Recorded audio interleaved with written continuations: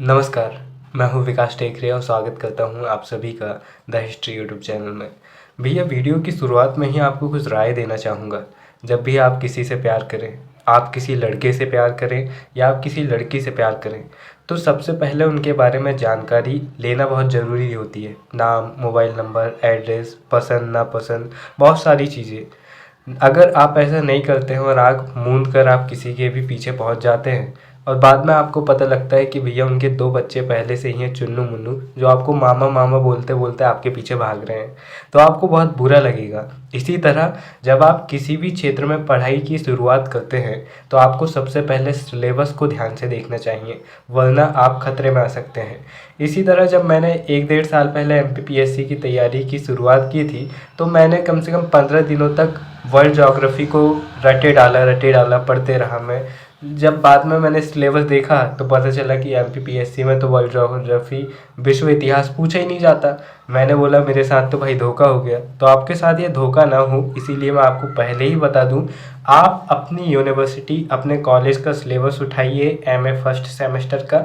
अगर उसमें ये टॉपिक मिलता है तो आप ज़रूर इस वीडियो को देखिए, वरना आप इस वीडियो को स्किप कर सकते हैं और एमए फर्स्ट सेमेस्टर की प्लेलिस्ट में जाकर और भी अपने सिलेबस के अकॉर्डिंग वीडियोस को देख सकते हैं।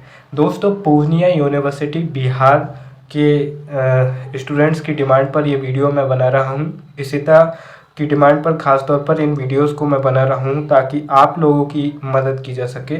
और इस वीडियो में हम बात करने वाले हैं जैजाक भूति के चंदेल वंश के बारे में। जैजाक भूति बुंदेलखंड का पुराना नाम है और पहले मैं आपको इसे समझाऊं उससे पहले मैं आपको मैप में जैजाक भूति की स्थिति दिखा देता हूं। आइए देखते हैं।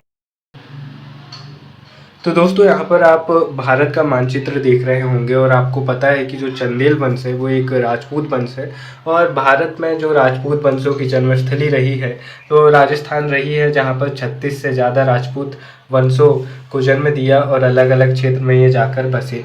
तो यहाँ पर आप देख सकते हैं, यहाँ पर आपको मैप में छतरपुर और खजुराहो दिख रहा होगा और खजुराहो की जो मंदिर है वो विश्व प्रसिद्ध मंदिर है और यूनेस्को वर्ल्ड हेरिटेज साइट भी ये घोषित है 1986 में। साथ ही आपको ये भी पता रहना चाहिए कि दोस्तों जो महोबा है इसका संबंध महोबा का संबंध, छतरपुर का संबंध और ये खजुराहो का संबंध, कुल मिलाकर ये जो क्षेत्र है इसे बुंदेलखंड क्षेत्र कहा जाता है। बुंदेलखंड का जो क्षेत्र है यहीं पर जैजाक भूति का शासन रहा, क्योंकि इसका प्राचीन नाम जैजाक भूति था और चंदेल वंश के शासकों ने यहाँ पर शासन किया और जो तीसरे या चौथे नंबर के जो शासक थे जिनका नाम जैजाक था, उनके नाम पर इस क्षेत्र का नाम जैजाक भूति पड़ा। अब हम आगे नोट्स में ये पता करते हैं कि किस प्रकार यहाँ पर शुरुआत में गुर्जर प्रतिहारों के सामंत के रूप में इन्होंने शासन शुरू किया और उसके बाद में कैसे चंदेलों ने अपने आप को स्वतंत्र किया और एक बड़े साम्राज्य को कायम किया और उस मंदिर धरोहर को हमारे सामने लाकर खड़ा किया, जिसे हम आज खजुराहो मंदिर शैली कहते हैं और जो कि विश्व प्रसिद्ध है। आइए देखते हैं। मेरी राइटिंग भले ही आपको समझ में ना आए लेकिन प्लीज़ मैनेज कर लीजिएगा, क्योंकि आपने सुना ही होगा कि वक्त आने पर गधे को भी बाप बनाना पड़ता है। तो बात वही है। यहाँ पर देखिए, चंदेलों को राजपूतों के 36 राजवंशों में से एक माना गया है, यानी कि जो राजपूतों के 36 राजवंश हुए अलग अलग, उनमें से एक माना गया चंदेलों को। और 9वीं सदी के प्रारंभ में जो नन्नुक नाम के एक सामंत थे, उन्होंने इस राजवंश की स्थापना की थी। हालांकि ये एक स्वतंत्र राजा तो नहीं बने, लेकिन जिस प्रकार हम श्रीगुप्त की बात करते हैं, उनके पुत्र घटोत्कच की बात करते हैं, उन्होंने गुप्त वंश को एक ऐसे वंश के रूप में स्थापित किया था कि वे नाग यानी कि वो सामंत थे, लेकिन उनका एक वंश चला आ रहा था जिसे चंद्रगुप्त प्रथम ने आगे चलकर स्वतंत्र वंश के रूप में घोषित किया। उसी तरह जो नन्नुक थे उन्होंने एक शाखा के रूप में स्थापित किया था इस वंश को, चंदेल वंश को, गुर्जर प्रतिहारों की एक शाखा के रूप में। आरंभ में ये जो शासक थे प्रतिहार सम्राटों के सामंत रहे। उसके पुत्र यानी कि जो नन्नुक का पुत्र था बागपति, उसने अपने राज्य को विंध्याचल पर्वत तक फैला लिया। अभी भी ये एक सामंत के रूप में कार्य कर रहे थे। बागपति का पुत्र जो हुआ वह जयशक्ति था और इसे ही जैजाक कहा गया और इनके नाम पर चंदेलों का प्रदेश जैजाक भुक्ति कहलाया। जय शक्ति के बाद उसका भाई विजय शक्ति अथवा विज्जक सिंहासन पर बैठा। उसके पश्चात उसका पुत्र राहिल गद्दी पर बैठा, जिसने महोबा को जीता। महोबा कहाँ है तो अभी हमने मैप में देखा, महोबा उत्तर प्रदेश, वर्तमान उत्तर प्रदेश में आता है। और राहिल के पश्चात हर्ष यानी कि चंदेल वंश में एक हर्ष अलग से राजा हुए। 900 से 925 ईस्वी तक इन्होंने शासन किया और प्रतिहार सम्राट महिपाल प्रथम की सहायता करके इन्होंने गौरव प्राप्त किया। यानी कि जो प्रतिहार शासक थे महिपाल, उनकी युद्ध में इन्होंने सहायता की, जिसके कारण इनका गौरव हुआ और उन्हें और भी शायद क्षेत्र मिले होंगे। और हर्ष के पश्चात यशोवर्मा जिन्हें कि लक्ष्य वर्मा भी कहा जाता है, ये सिंहासन पर बैठते हैं और इन्होंने चंदेलों की शक्ति और सम्मान में बहुत ज़्यादा वृद्धि करते हैं और उस समय तक प्रतिहारों की शक्ति दुर्बल हो जाती है। और इसका फ़ायदा उठाकर यशोवर्मा क्या करते हैं कि उन्होंने प्रतिहारों से कालिंजर का जो दृढ़ किला होता है, जो कालिंजर का किले के विषय में कहा जाता है कि इसे दक्षिण का प्रवेश द्वार कहा जाता है और ये इतना खतरनाक किला है कि इसे भेदना आसान नहीं है, इसे जीतना बहुत मुश्किल है। और इस किले को जो वर्मा जी हैं, यशोवर्मा हैं, वो जीत लेते हैं और उत्तर में यमुना नदी तक अपनी सीमाएं बढ़ा लेते हैं। पाल, कोसल, मालवा, कलचुरी, गुर्जर आदि वंशों के नरेशों से ये युद्ध करते हैं। आपको पता होना चाहिए कि इनकी जो लोकेशन है, इनकी जो भौगोलिक स्थिति है, अगर ये आपको पता रहे तो आप और अच्छे से कर पाएंगे। जो कौशल है ये वर्तमान में कौशल प्रदेश यानी कि उत्तर प्रदेश के अयोध्या क्षेत्र में आता है। पाल की बात करें तो बंगाल के थे। मालवा की बात करें तो मालवा वर्तमान के इंदौर धार क्षेत्र में आता है। कलचुरी की बात करें तो कलचुरी जबलपुर क्षेत्र में आते हैं। गुर्जर की बात करें तो ग्वालियर क्षेत्र में आते हैं। इन वंशों के नरेशों के साथ युद्ध किया था। साथ ही आपको ये पता होना चाहिए कि बुंदेलखंड और निकट के क्षेत्रों में चंदेल की शक्ति का जो प्रमुख केंद्र बनाने का काम किया था वह यशोवर्मा ने ही किया था। यशोवर्मा को भगवान विष्णु की एक मूर्ति प्राप्त हुई थी, जिसकी स्थापना के लिए उन्होंने एक भव्य मंदिर का निर्माण कराया था, जो कि स्वाभाविक तौर पर खजुराहो में वर्तमान रूप से जो चतुर्भुज मंदिर है उसे ही इस मंदिर को माना जाता है। यानी कि खजुराहो में मंदिरों के निर्माण की शुरुआत यशोवर्मा के काल से हो चुकी थी। अब इनके बाद हमने जो देखे अलग अलग राजाओं के बारे में हमने देखे कि कैसे राजा सामंत के रूप में कार्य करते रहे, जय शक्ति तक, जयजाग भुक्ति तक। और उसके बाद में यशोवर्मा आते हैं जो कि अपने आप को स्वतंत्र घोषित करते हैं। इसके बाद में हम देखते हैं दो सबसे महत्वपूर्ण राजा जिन्होंने चंदेल वंश की स्थिति ही बदल डाली। राजा धंग की बात करते हैं। 954 से 1002 ईस्वी तक इन्होंने शासन किया। यशोवर्मा का पुत्र और उत्तराधिकारी धंग चंदेल शासकों में सबसे महान हुआ। उसने अपने पिता से एक सुदृढ़ राज्य प्राप्त किया तथा उसने अपनी सीमाओं तथा प्रतिष्ठा का विस्तार किया। उसने कुछ समय पश्चात अपने को प्रतिहारों की अधीनता से मुक्त घोषित कर दिया, क्योंकि इनके पिता यशोवर्मा के समय तक जो चंदेल थे वो प्रतिहारों से ज़्यादा शक्तिशाली हो चुके थे। कालिंजर का किला भी जीत चुके थे और ज़्यादातर क्षेत्रों पर भी अपना अधिकार जमा चुके थे।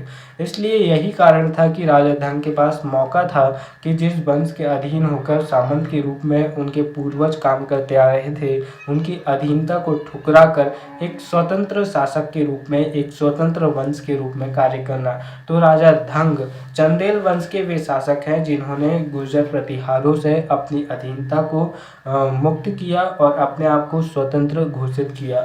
उनके पूर्वी राज्यों पर भी अधिकार कर लेते हैं। जो पूर्वी राज्य का मतलब कि जो बुंदेलखंड क्षेत्र में जो गुर्जर प्रतिहारों के क्षेत्र थे उन पर ये अधिकार कर लेते हैं। उसने पाल शासकों से बनारस को छीन लिया तथा कुंतल, कौशल और आंध्र के शासकों से युद्ध किया। उसने हिंदू शाही शासक जयपाल को सुबुक्तगीन के विरुद्ध सहायता भेजी थी और धंग ने ललित कलाओं एवं विद्वानों को संरक्षण दिया और बुंदेलखंड यानी खजुराहो में अनेक मंदिरों का निर्माण कराया। मध्य भारत के शासकों में धंग एक यशस्वी शासक के रूप में नजर आते हैं और जो कि हम देखते हैं जो खजुराहो के मंदिर है 1029 तक इनका निर्माण होते रहता है। और इसके निर्माण की शुरुआत जैसे कि हमने यशोवर्मा से की, लेकिन इसे एक बड़े पैमाने पर ले जाने का काम राजा धंग करते हैं और उसे फिर एक अलग लेवल पर ले जाने का काम राजा गंड करते हैं, जो कि इनके बेटे होते हैं। इनके बारे में देखते हैं तो इनका जो टाइम पीरियड रहता है वो रहता है 1002 से 1019 ईस्वी। धंग का पुत्र गंड भी एक योग शासक हुआ और अपने पुत्र विद्याधर के द्वारा कन्नौज के भगोड़े शासक राज्यपाल कौन था, तो महमूद गजनवी ने जब राज्यपाल पर आक्रमण किया तो राज्यपाल अपना राज्य छोड़कर भाग गया था। तो इनका ये कहना था कि भैया तुम राजपूत हो तो तुम पीठ दिखाकर भागे क्यों, अब तुमको हम छोड़ेंगे नहीं और तुम्हारा काम तमाम करते रहेंगे। तो जो धंग रहते हैं वो अपने पुत्र गंड के हाथों राज्यपाल का वध करवा देते हैं। फिर राजा गंड भी एक समय तक शासन करते हैं और ये भी एक बेहतर राजा होते हैं। इनके पश्चात इनका पुत्र विद्याधर, फिर विजयपाल, कीर्ति वर्मा और मदन वर्मा जैसे शासक होते हैं। 1165 ईस्वी में परमल देव यहाँ के शासक होते हैं, जिन्हें पृथ्वीराज चौहान हरा देते हैं।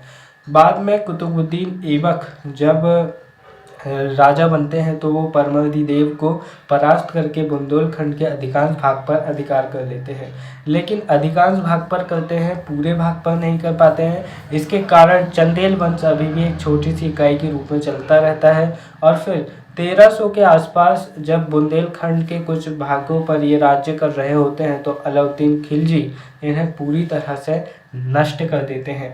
तो इस प्रकार जयजात फूते के प्रमुख राजाओं के बारे में हमने बात की। हालांकि जो चंदेल वंश है, जब तक हम खजुराहो के मंदिर निर्माण कला की बात न कर लें, वहाँ के मंदिरों की बात न कर लें, तब तक चंदेल वंश पूरी तरह से ख़त्म नहीं होता है। तो हम आने वाले वीडियोस में खजुराहो के मंदिरों पर बात करेंगे और यहाँ पर हम बात करें कि किस प्रकार से प्रश्न पूछे जाते हैं। तो यहाँ पर चंदेल वंश के उत्थान और पतन से जुड़े प्रश्न पूछे जाएंगे।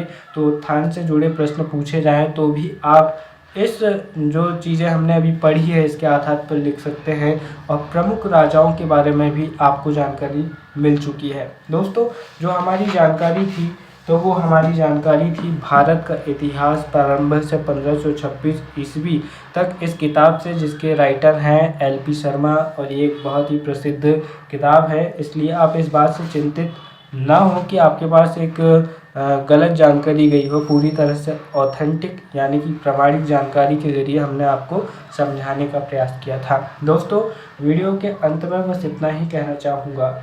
जोहानिस केपलर कहते हैं, एक समझदार व्यक्ति के द्वारा की गई आलोचना 100 साधारण आदमियों के द्वारा दिए गए समर्थन से ज़्यादा महत्वपूर्ण होती है। इसीलिए अगर कोई समझदार व्यक्ति आपसे कुछ कहे तो उसे स्वीकार कीजिए। अगर आप में कोई कमी है और उस कमी को कोई व्यक्ति उजागर करता है तो ना उसके खिलाफ जाने की, बल्कि उस कमी को दूर करके अपने आप को बेहतर बनाने की कोशिश कीजिए। फिर मिलेंगे अपने ही अगले किसी और वीडियो में। तब तक के लिए नमस्कार, जय हिंद।